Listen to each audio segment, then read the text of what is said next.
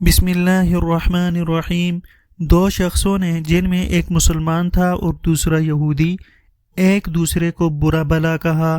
مسلمان نے کہا، اس ذات کی قسم جس نے محمد صلی اللہ علیہ وسلم کو تمام دنیا والوں پر بزرگی دی، اور یہودی نے کہا، اس ذات کی قسم جس نے موسیٰ علیہ السلام کو تمام دنیا والوں پر بزرگی دی۔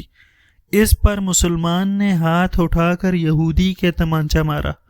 وہ یہودی نبی کریم صلی اللہ علیہ وسلم کی خدمت میں حاضر ہوا اور مسلمان کے ساتھ اپنے واقعے کو بیان کیا۔ پھر حضور صلی اللہ علیہ وسلم نے اس مسلمان کو بلایا اور ان سے واقعے سے متعلق پوچھا۔ انہوں نے آپ کو اس کی تفصیل بتا دی۔ آپ نے اس کے بعد فرمایا، مجھے موسیٰ علیہ السلام پر ترجیح نہ دو، لوگ قیامت کے دن بے ہوش کر دیے جائیں گے، میں بھی بے ہوش ہو جاؤں گا۔ بے ہوشی سے ہوش میں آنے والا سب سے پہلا شخص میں ہوں گا، لیکن موسیٰ علیہ السلام کو عرش الہی کا کنارہ پکڑے ہوئے پاؤں گا۔